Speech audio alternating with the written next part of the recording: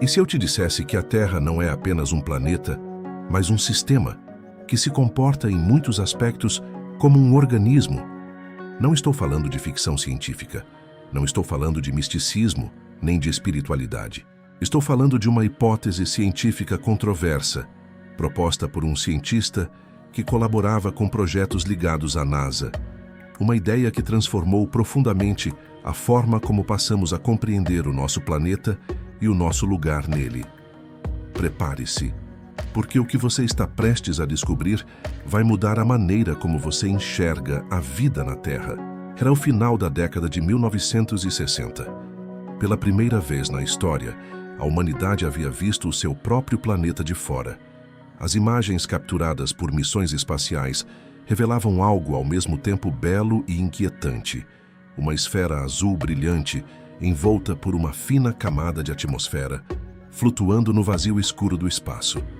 Uma camada incrivelmente fina, frágil, delicada. Foi nesse contexto que um cientista britânico chamado James Lovelock começou a fazer uma pergunta aparentemente simples, mas com implicações profundas. Como sabemos que um planeta está vivo? Lovelock trabalhava como consultor científico em projetos relacionados à exploração planetária. Sua tarefa era ajudar a desenvolver métodos para detectar vida em outros mundos, especialmente em Marte. Mas, para reconhecer vida em outro planeta, ele percebeu que primeiro precisava entender o que tornava a Terra diferente. E a resposta estava na atmosfera. A atmosfera de Marte é composta quase inteiramente por dióxido de carbono, com pequenas quantidades de outros gases. É uma mistura quimicamente próxima do equilíbrio. Isso significa que os gases presentes coexistem sem reagir significativamente entre si. É uma atmosfera estável, porque praticamente nada acontece nela. A atmosfera da Terra é completamente diferente.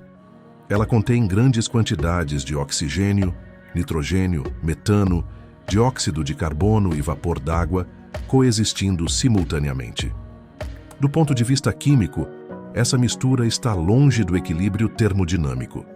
Muitos desses gases deveriam reagir entre si e desaparecer ao longo do tempo. O oxigênio, por exemplo, é altamente reativo. Sem reposição constante, ele reagiria com minerais e outros compostos, sendo gradualmente removido da atmosfera. Mas isso não acontece. O oxigênio permanece estável há centenas de milhões de anos. Isso só é possível porque algo o repõe continuamente. Esse algo é a própria vida. Plantas, algas e cianobactérias produzem oxigênio através da fotossíntese.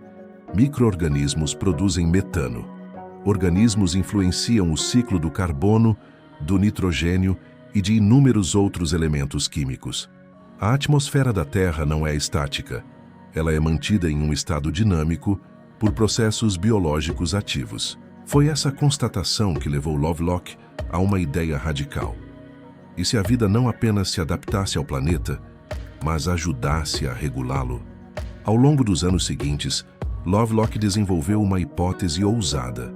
Ele propôs que os organismos vivos e o ambiente físico da Terra, a atmosfera, os oceanos, os solos e as rochas, formam um sistema integrado, no qual a vida influencia profundamente as condições ambientais. A vida não seria apenas uma passageira na Terra, seria parte ativa dos mecanismos que mantêm o planeta habitável. Para nomear essa hipótese, Lovelock recorreu à mitologia grega. Ele a chamou de Gaia, o nome da deusa que personificava a Terra.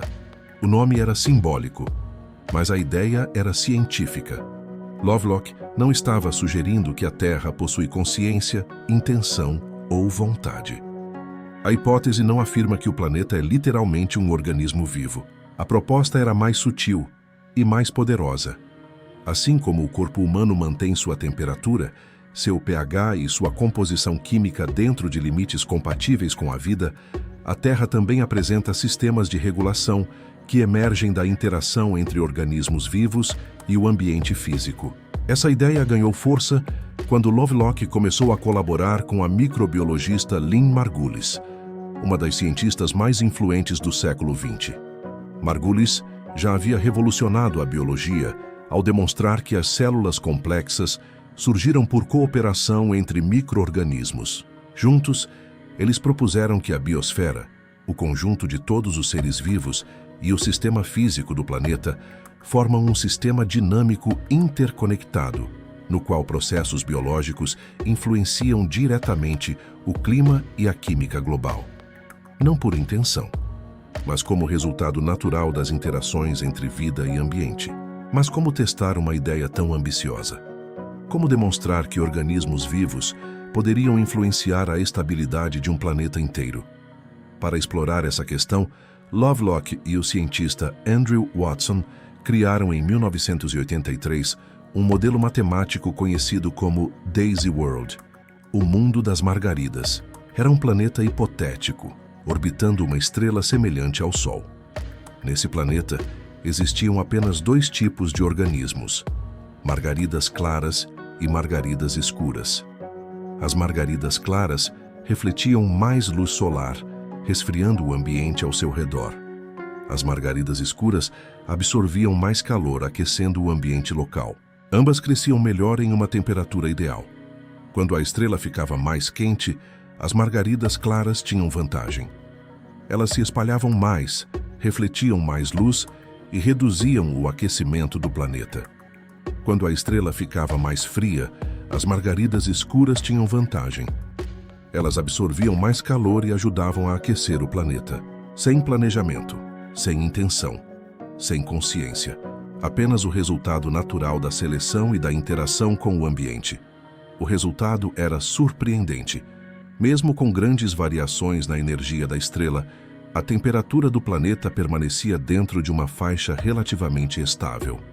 Daisy World não provava que a Terra funciona dessa forma, mas demonstrava algo fundamental.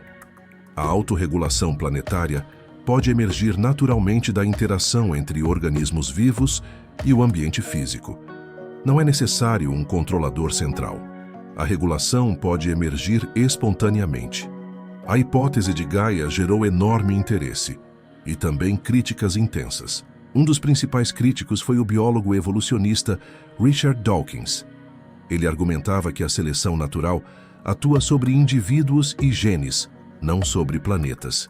Para ele, não havia um mecanismo evolutivo capaz de selecionar características que beneficiem o planeta como um todo.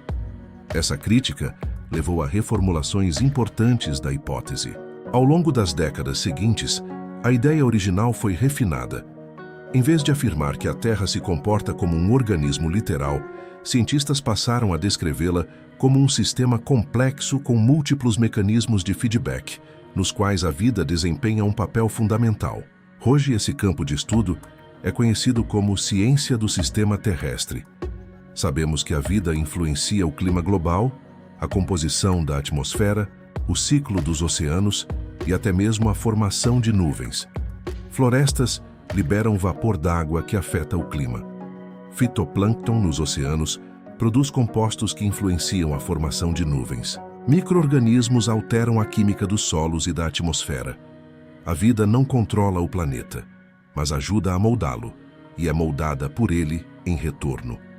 Essa perspectiva mudou profundamente nossa compreensão do planeta. A Terra deixou de ser vista apenas como um palco onde a vida acontece. Ela passou a ser compreendida como um sistema dinâmico, no qual a vida e o ambiente evoluem juntos, influenciando-se mutuamente ao longo de bilhões de anos. Essa nova visão também trouxe uma implicação inquietante. Se a vida influencia os sistemas planetários, então as ações humanas também influenciam. A queima de combustíveis fósseis, o desmatamento e a destruição de ecossistemas não afetam apenas espécies isoladas. Afetam os próprios sistemas que regulam o clima e a estabilidade ambiental. James Lovelock passou grande parte de sua vida alertando sobre esse risco. Ele enfatizava que a humanidade havia se tornado uma força geológica, capaz de alterar profundamente o funcionamento do planeta. Ele não via isso como inevitável, mas como uma responsabilidade. Lovelock morreu em 26 de julho de 2022, no dia em que completou 103 anos. Sua hipótese permanece objeto de debate científico. Algumas de suas versões mais fortes continuam controversas. Outras ideias foram incorporadas à ciência moderna, mas sua contribuição deixou uma marca permanente. Hoje sabemos que a Terra não é um sistema passivo. É um sistema dinâmico, complexo e profundamente influenciado pela própria vida. E nós somos parte desse sistema. Não estamos separados dele, estamos dentro dele. E compreender isso pode ser uma das ideias mais importantes que a ciência já revelou. Porque a pergunta que resta não é apenas científica, é existencial. Que tipo de impacto uma única espécie pode ter sobre um planeta inteiro? E o que faremos com esse poder?